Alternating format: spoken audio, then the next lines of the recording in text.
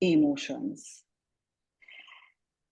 And feelings are really what we feel and what we think. So on the Mentimeter, we can see that somebody said that confused and indecisive. So indecisive is not an emotion. Reason being, I'm going to explain this a little bit more. And we'll also try and classify those emotions further down and pick some examples from there to see what is an emotion and what is a feeling. So Binay, once again, let's just pick a few emotions on that slide and then see how we can translate them to feelings. So happy, let's take the simplest one. So happy is an emotion. I am glad, I am pleased, or I feel pleased, I feel warm, I feel glad. These are feelings. Let's look at the negative emotion of uncertain, right? So like somebody just said, indecisive, which to me now is similar to uncertainty, but then as we look below, we can say, I'm confused. I feel confused. I feel distracted, or I'm distracted. I'm surprised. I'm unsure. So unsure is really indecisive. So going forward, let me explain the real difference between emotions and feelings. Emotions arise in the body as physical sensations, and they're temporary. Feelings radiate throughout our entire body, and they are in our head and in our mind. Emotions come first, feelings come second. Emotions are hardwired into our brains. Feelings are influenced by our beliefs, memories, and life experiences. So they are way more subjective. So emotions can be quite intense on the other hand, when we express them. So for example, laughter is a way of experiencing joy, crying is a way of experiencing sadness. Both emotions will die down in a short time. But feelings are much less intense. They can be sustained for a longer period of time. For example, love or worry or sadness, when someone close to us dies, then it can just go on for weeks, for months, or probably forever and result into depression. So, I mean, if you have any questions, please feel free to write them in the chat. We will address them in the Q&A at the end. However, in the interest of time, we'd like to move forward now. And over to you, Binay. Thanks, Shailaja, for at least giving a quick definition of what is emotions and feelings are. So quickly on the Zoom chat, are we clear about what is an emotion and what is a feeling is? Quickly, yes or no? We have 13 participants. Let's have 13 responses. Yeah. All right. Yes. All right. We will be sharing the recording with you. Yeah. And feel free to take any screenshots while we go, because this is a great table to have, and it really kind of gives us a difference between emotions and feelings, because we tend to always confuse the two, mix it up, and we feel they are interchangeable, but they are not. They're really not. Yeah. So again, next slide, Binay, right, for you. So if you have understood what is emotion and feeling, so let me ask you another quick question. All right, Sandeep, you raised your hand. Go ahead. Yeah. So, Shailaja, I heard you explain the difference, but I'm still trying to figure out what does it really mean to have felt an emotion and to have felt a feeling.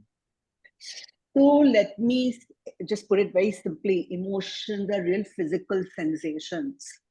We can feel them in our bodies, right? Anger, we can feel sadness in our body. Yeah, right. We can feel it. We can feel guilt in our body. It comes out in different ways, though, and maybe in our, I mean, it's like, you know, these are things that are experienced in the amygdala, whereas the feelings are in the in the in the neocortex. And to explain further, let me just say that fear and reward are two emotions that are hardwired in our brain, and from there arise all these various emotions that are on the top line of this table. So if you really say that I am angry, so then you can turn around and say I'm frustrated. Frustrated is the emotional response to anger. Okay, and so that's how I could explain it to you. I don't know how clear it is for you, Sandeep. No, still trying to figure it out. Yeah, because this is a new concept, and you know, we forever for all our lives have been using them interchangeably, but they really are not the same things. One is the bodily thing, which is emotion, and the mind in the heart, if you mind, or the uh, or you can say coming to you from the heart, right, and the mind, or it's a thought. So feelings are usually thoughts. So that is associated, a feeling is associated with the mind. So I think we can move ahead, and you know, if you understand now that you're a little bit clear about emotions, we will move forward to the next exercise. Yeah.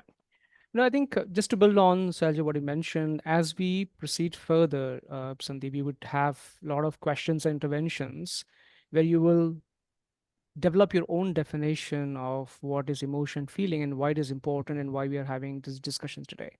So quickly, on your screen, I want to ask a question. While you are having a coaching session, whenever, today or yesterday or earlier this week or last week, whatever you can remember a one coaching session and answer the first question on your Mentimeter. What do you experience when your client expresses the same emotion in the coaching session?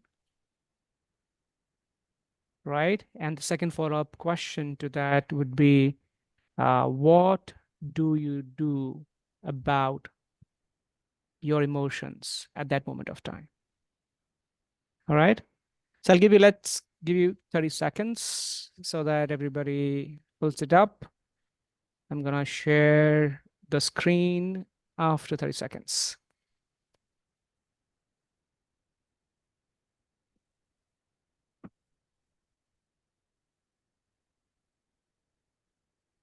Feel free to interact if you have any challenges in your question, as in your Mentimeter submission.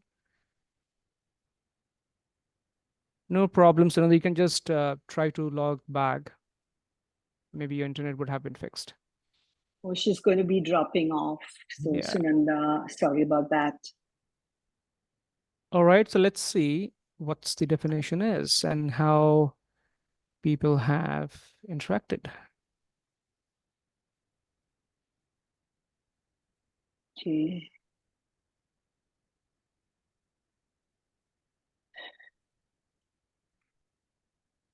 Have you submitted your Mentimeter's responses?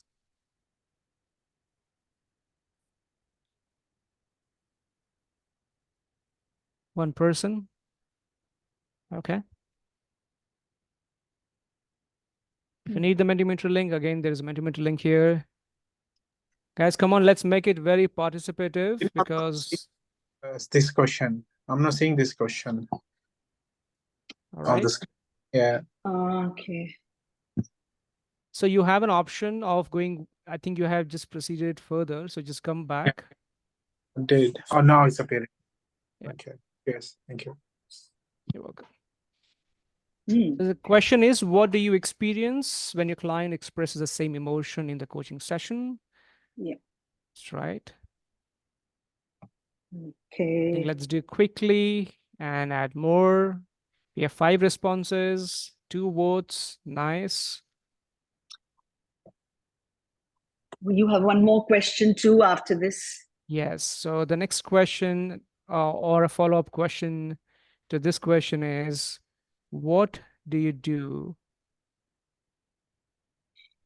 about your emotion at that moment? Can you see the third question? We request everyone to participate and add. Yeah. This can be a conversation, maybe a coaching session or a conversation, and somebody has come to you and seeking some suggestion or advice. So let's see. Mhm. We've got a lot of others here and Yeah. too. So probably people can share quickly in the chat, those who have put other, what is it exactly you you do about those emotions?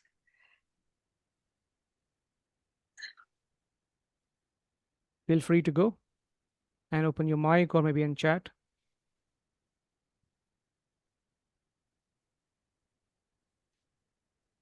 All right. So I think what we have seen on observation, Shailaja, here is when they're having a conversation and somewhere they're triggered with the common response or common emotion, I think the 4 out of 3 people says that they somewhat got triggered. And there is instances with someone that the coach has extremely triggered in that situation. Okay. Mm. And one person was able to manage the neutrality and the other one person was there. Ritika also mentioned in the chat is that acknowledge the emotion, but keep on the client focus. Okay. Yeah, So that's awesome. awesome. That's the second part of the question. What do you do about your emotions? Then 30% of the folks of the 7 participants says, I must focus on my client. 30% of them, they say that they couldn't focus. And other people says that they're suppressed or they have other ways of dealing with it. All right. So it happens during the conversation. So let's take one step ahead. My conversation is over now, right? What is the experience, right? What do you experience after the coaching session? It's a free writing. Just write 1 or 2 emotions that gets developed. Okay. And if you want, I can share the slides quickly where Shailaja discussed that what are your emotions and feelings are, if you wish to.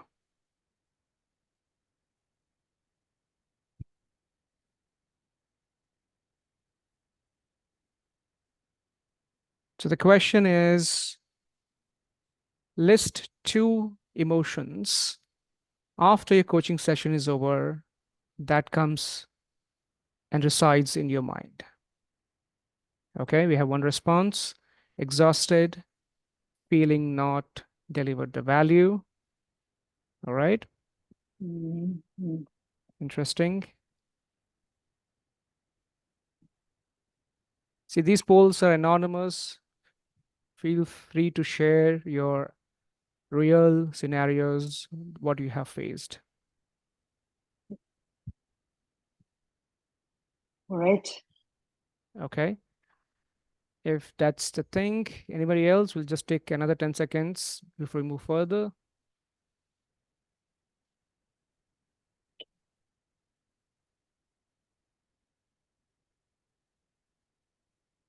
All right. People are still typing. Happy, uncertain, anxious, and tired. Okay. All right. With interest of time, I think let's park this. This is there. It's not gonna leave the session. I have saved these responses and we will discuss this towards the end of the conversation, and again, we'll ask the same thing, and then we'll see how we have proceeded further for that. All right. The reason we ask this question, what happens during the conversation, after the conversation, with our clients in a coaching environment, is it's human that this emotions, the triggerness happens with us, right? And that's why we are human. That's what we are.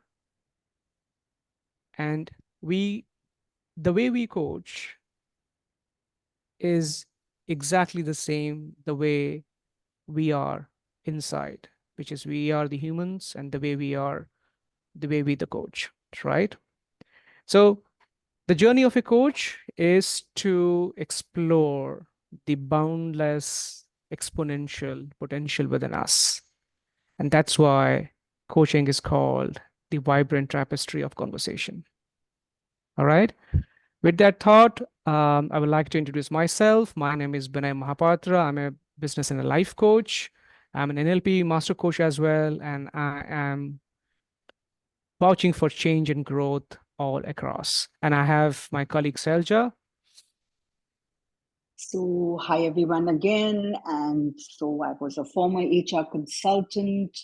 I'm now an executive and systemic team coach, as well as an architectural color consultant. It's really great to have you all here today. So, thank you for participating so far.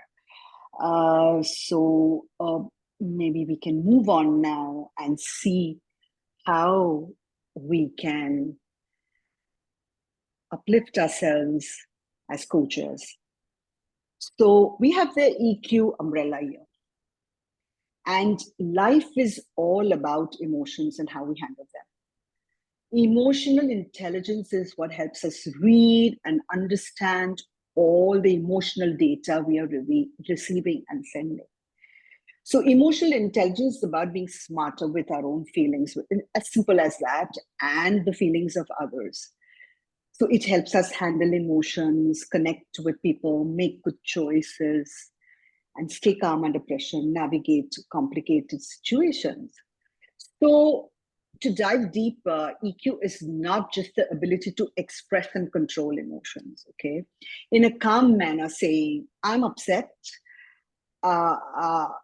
without reacting impulsively or getting excited. So that's not where it ends. So expressing and controlling is just the beginning. But in fact, it is the ability to understand, interpret, and respond to the emotions of others. So researchers suggest that there are 4 different levels of emotional intelligence. Emotional perception, the ability to reason using emotions, the ability to understand emotions, and the ability to manage emotions. So what we have here on the slide is 4 levels under the EQ umbrella, which is recognizing our emotions, reasoning with them, resolving or understanding them, and regulating or managing them. So I just say that the first 2 levels are key, okay? And the next 2 build on it. And the last one is at the top, because we need to be even more consciously involved in managing those emotions. So that takes a lot out of us, and it is a conscious effort. Moving onwards, we can look at each of these and see what they mean. So recognizing or perceiving, noticing our emotions, really becoming really aware of them. So the idea is to perceive them accurately or understand them, what exactly they are. So basically trying to figure them out. In many cases, this might involve understanding nonverbal signals such as body language and facial expression. So Sandeep, when you were asking about emotion being a physical, which we feel inside us, when I was explaining that to you, so really we can feel that through our body language and our facial expressions. And And we can understand this whether it is with ourselves or others. And then that is really called recognizing at the top, at a deeper level. So it's called heightened emotional awareness of our own feelings. And then when we understand these emotions or recognize them, when understand where they're coming from, then we can make proper decisions, and we can know how our feelings or our emotions or the things that we think through those emotions impact other people. So moving on to reasoning with emotions, the next level. This is really using emotions to facilitate thinking or support thinking and reasoning. We usually respond emotionally to things that gain our attention. If something doesn't matter to us, we'll just let it pass. There's no emotion in our body regarding that specific thing. Something that really captures our attention is what we want. We would have an emotional response to. So, for example, emotionally intelligent people know that the emotions can be powerful, but they're also temporary. So this is one big thing about emotionally intelligent people. They know, okay, this has come to me, I can feel it, but I know it'll pass, but I've got to do something about it. When a highly charged emotional event happens, when we become angry, say with a family member or colleague, the highly emotional, intelligent person would respond to it by taking some time to do it. And this will allow everyone else around also to calm their emotions and think more rationally about all the factors surrounding that argument. So this is a real deep thought. I mean, if we remain quiet for a second, then respond, it really works wonders. Another way of looking at this is that, why is this person feeling this way? Is there something that I can see beyond that is obvious? When we see their emotions and we see that they're different from us, we can see how emotions play an important part in how people think and behave. It's a real big one. They really guide our thinking, feeling, and behavior. And the final level is the most, not the final one. We're still yet on resolving emotions. We're just doing the third step. So this is you're giving meaning to our emotions. If someone is expressing anger, then we need to understand the cause of that person's anger. In a way, giving that person the benefit of doubt. So say a boss is angry, and then it doesn't necessarily mean that he's angry with us. It could mean he's just angry, he's projecting, or he's angry because he's fought with his partner, or he's got a bloody speeding ticket. Sorry, excuse my language. So this, in a way, is really exercising empathy with ourselves. So we're just trying to be a little less hard on ourselves and also on the person who's angry. So I just say there's so much more going on here than meets the eye. Moving on to the final step, which is regulating or managing our emotions, which is really the highest level here. It's a real big one.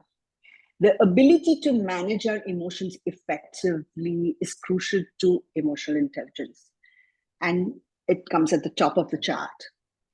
And regulating our emotions and responding appropriately as well is to others' emotions is called emotional management.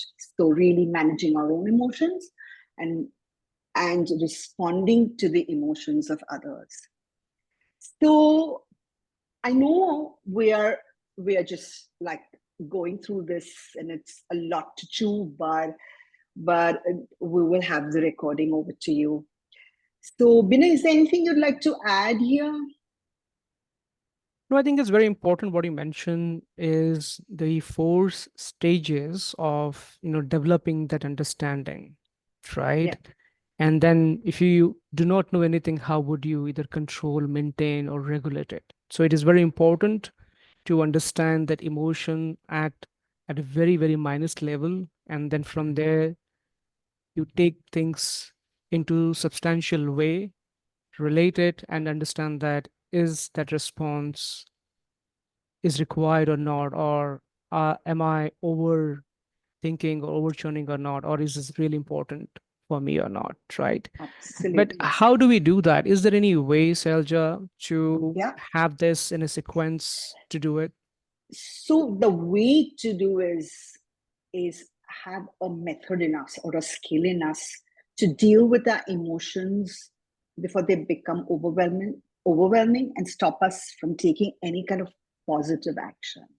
So we come to something really interesting now. And Binay, if you could like to move on to the next slide.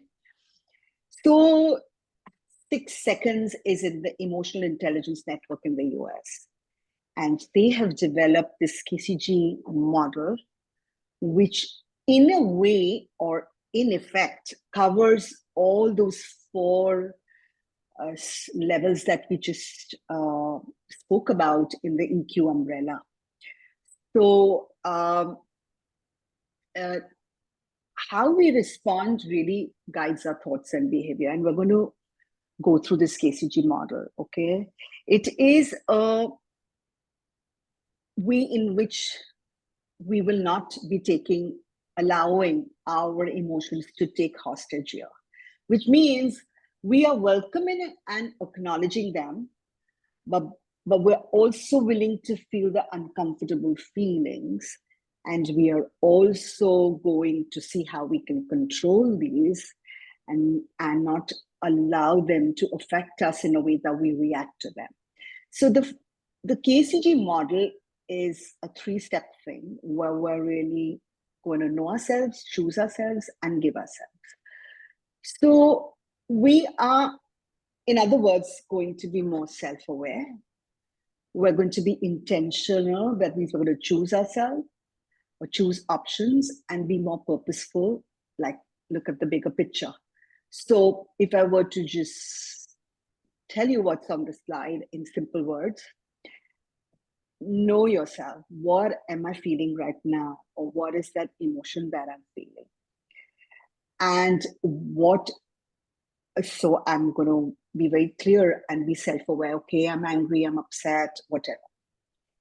What options do I have here to manage those? And finally, what do I really want in the big picture? Which of this option matches my bigger picture or my purpose? So, in the interest of time, if possible, I would like to quickly give you an example of a real life situation which I experienced when I was partnering on a project. So there were deadlines to be met, and somehow we were all falling behind. My partner and me were falling behind time. So I was really getting angry and disappointed and really, really upset about it. So I told myself, what options do I have here? I realized these are the feelings, these are the emotions that I'm going through. But I said, what options do I have here? Either I set a boundary and sort of say what's going on here, or have the ability to express that the fact that things are not being done, or either just get them done. So I chose the second option, which is to get things done, because we were really lagging behind. And I just told myself, what is my purpose here? My purpose here is to meet my value of commitment and ensure that we deliver the project to high quality standards. So I ensured that I completed what we needed to do. And so this is how I managed my emotions. And if we practice this in our day-to-day life, it is going to be so much easier for us to, not allow our emotions to get the better of us. But we can express them, we can control them at that point in time by being calm, and then start working on these steps. So moving on. And just to add another thought to that, which just came up to my mind.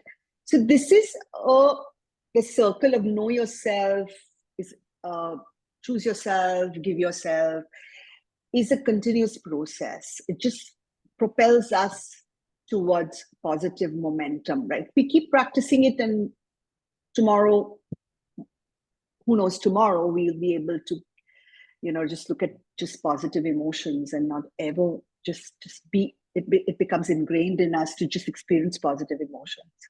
I mean, it takes a lot of conscious effort and courage and perseverance. So moving on, here's our transformational journey as coaches. Okay, so I can see that these are 3 huge drops in the coach's ocean of transformation.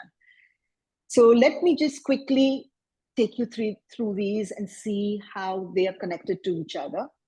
So better emotional management leads to stronger relationships, greater influence, and for sure, better leadership.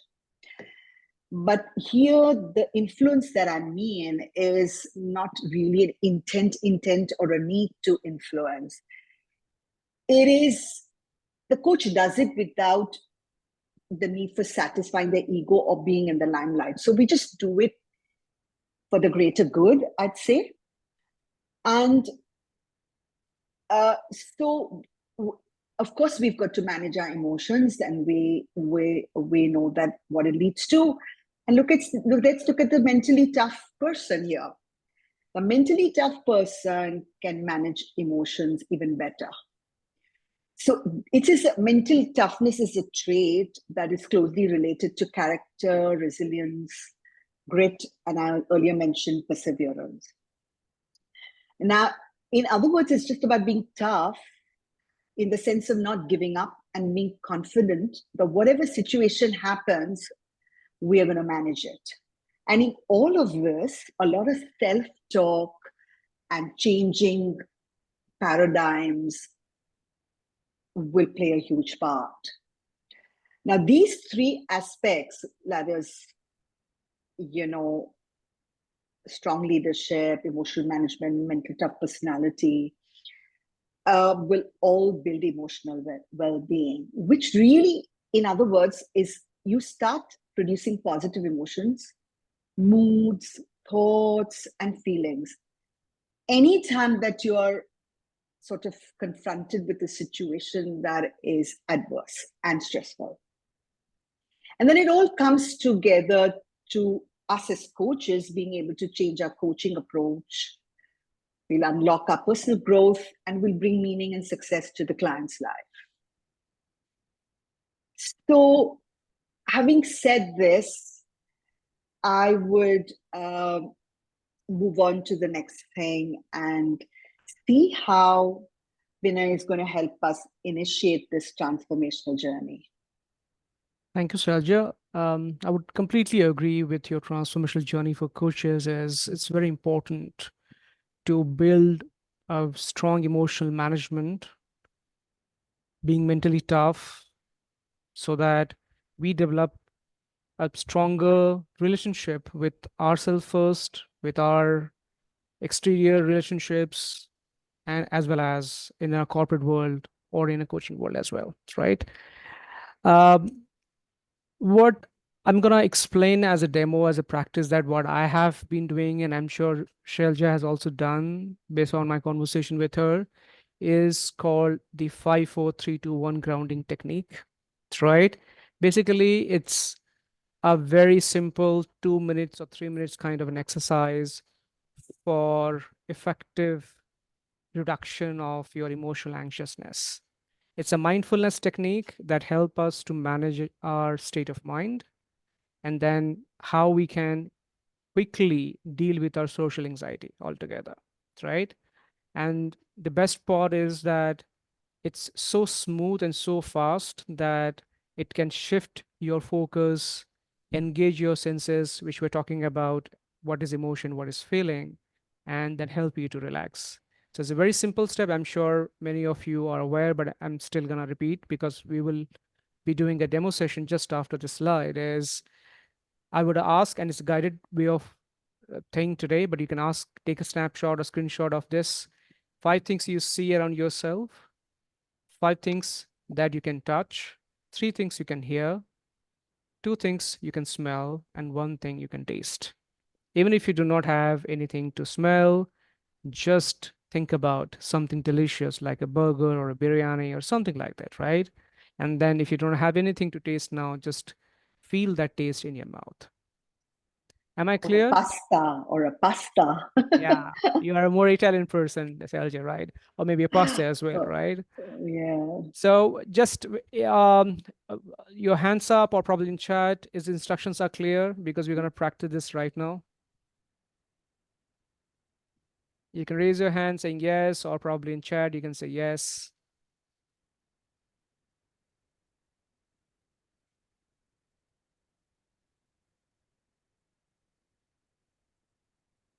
No questions? Sandeep is a yes, or is there a question from your side? A question. Sure. So anxiousness is a feeling or is it an emotion?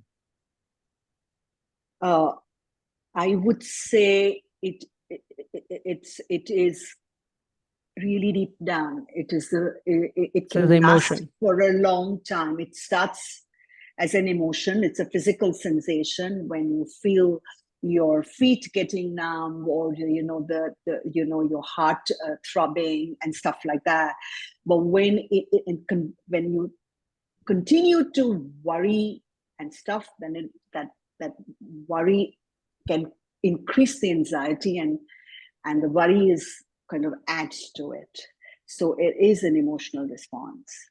I mean, it is an emotion because it's got a physical sensation within your body.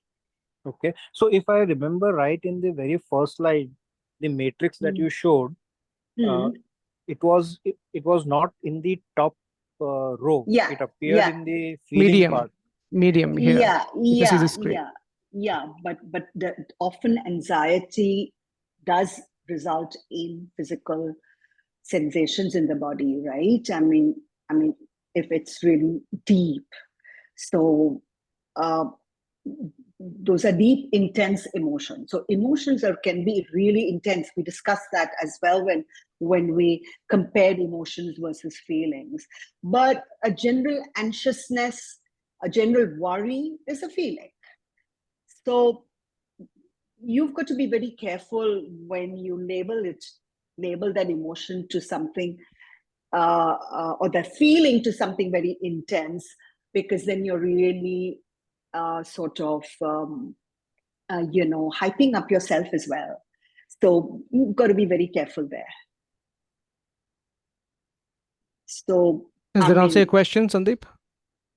Actually, I feel more confused at this moment.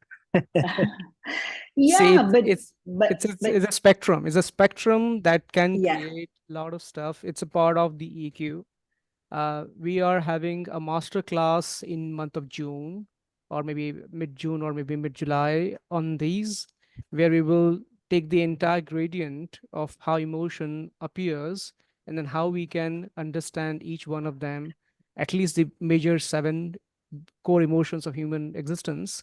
And then further you can develop and develop. It's called the circle of emotions. Sure. So, okay, I can add one more line to this, Sandeep, as a thought comes up. Anxiousness really is uneasiness, worry, concern. Anxiety is deep down, and it is a deep emotion, because when we really start getting those physical effects, then really it's an intense emotion. So there's a difference between the two, anxiousness and anxiety, if you like to think of it that way. Okay. All right. Thank you. I think Thank you. quickly, as I was saying, with the grounding technique, everybody is aware. We can do a practice session. And what we're going to do with this is, if everybody's clear, I'm just taking that assumption by myself as I did not get any response. So we would be combining both the grounding technique and KCG framework together. So the definition is mentioned. The process is sit quietly in a very quiet, nice, cozy place. Take 3 to 4 deep breaths in, inhale and exhale slowly. You pick a thought, maybe a coaching session, or you have something, or probably anything that you want to bring in your mind at that moment. And then you do this 5, 4, 3, 2, 1 grounding technique to relax. And then, as Selja mentioned in the KCN technique together, bring that question, what I'm feeling, what is this feeling is telling me, what are all the options I have, I really have to be here, what do I really want in the bigger picture, what choices or matches this bigger picture for me, right? So once you do that, you have some time, and once you get your answer or a logical conclusion point through the KCG model, then you again repeat the same grounding technique of 5, 4, 3, 2, 1, so that you come back to the real state together.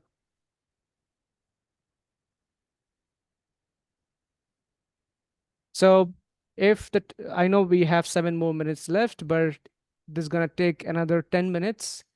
If everyone is okay to spend another 5, 7 minutes extra beyond the hour, we can practice it, or you can take a screenshot and practice at your end and do share your feedback with us. So which options you want to take? Shall we practice now, or you can practice later and share the feedback with us?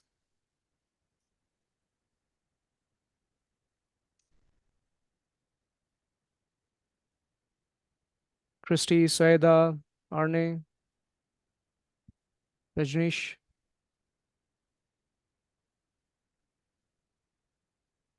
So I suggest, Vinay, since we Mhm.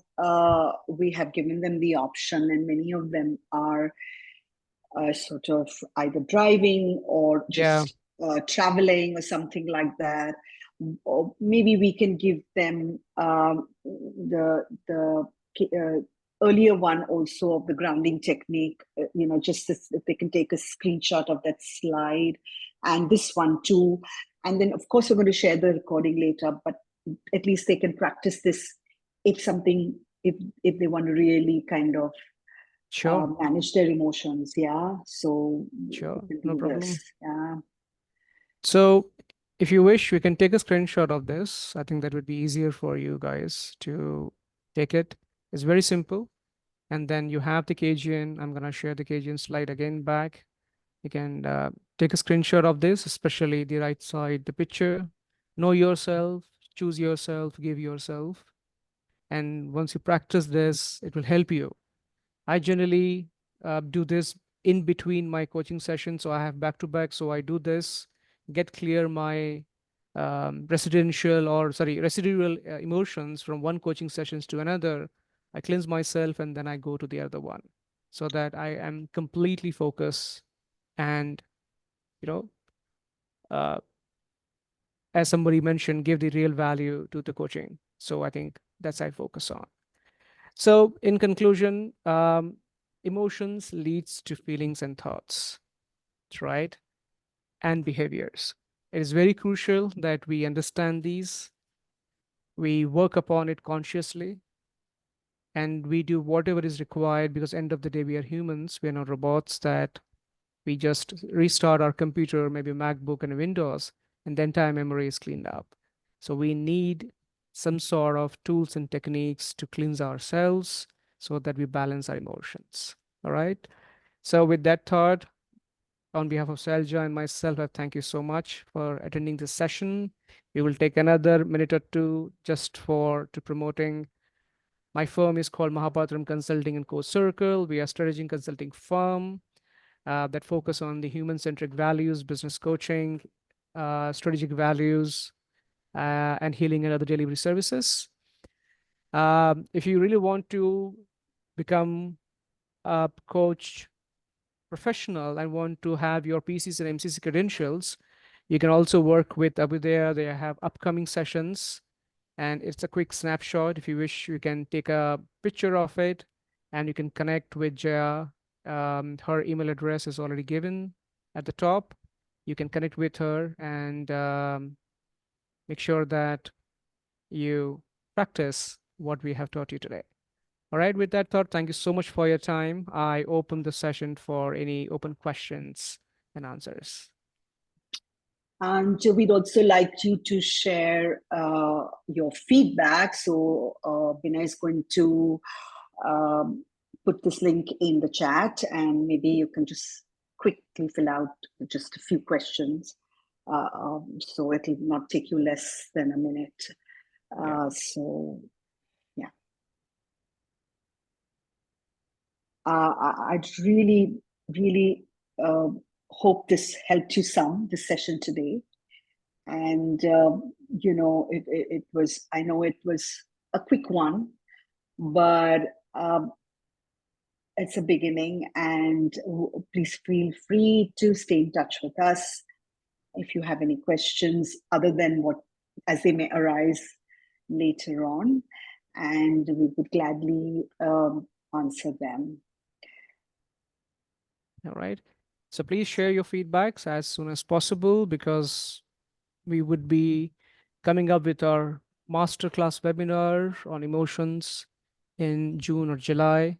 So stay connected with us. I have shared the screen, the QR code on the screen, as well as the Google Form link in your chat. So would request everyone to click on it and fill this feedback. Thank you, Anushli, for attending, and really appreciate for your kind thoughts and feedback. Thank you, Anushli. Thank you. Thank you so much for making time to come here, even though you're traveling. Yeah. So we have a couple of more minutes left. Any thoughts and questions that you have?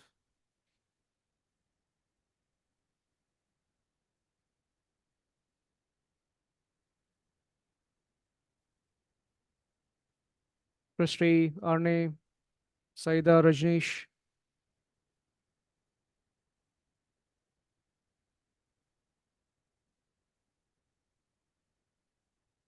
It seems like they want to do it offline. Not a problem. Shailaja, any concluding remarks from your side? Sorry, you were saying about the feedback form, is it that they want to do it later? I didn't get you. No, I'm saying that it seems that they're either traveling or driving, and they Okay. may take some time to do it offline. So not a problem. Okay. Any concluding So, remarks before we close the session today? yeah, sure. I'd like you guys to send us the feedback as soon as possible, if you can, by either by end of day today or tomorrow morning, or whatever, whichever time zone you are in, so that it is going to be helpful for us to see what we can do for you next time. And with this, we would once again like to thank you for your time and joining us. Perfect. Thank you so much. Really appreciate it. Thank you. Thank you, Rajneesh. Please do Thank share you, the feedback with Rajneesh. us. Thank you.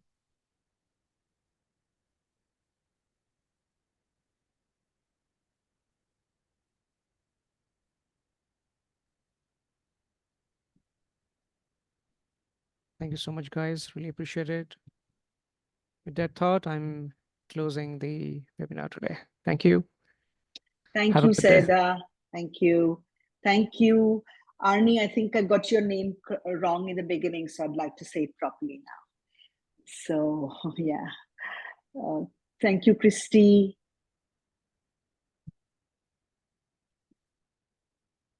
Thank you, Sarvat. Thank you for joining.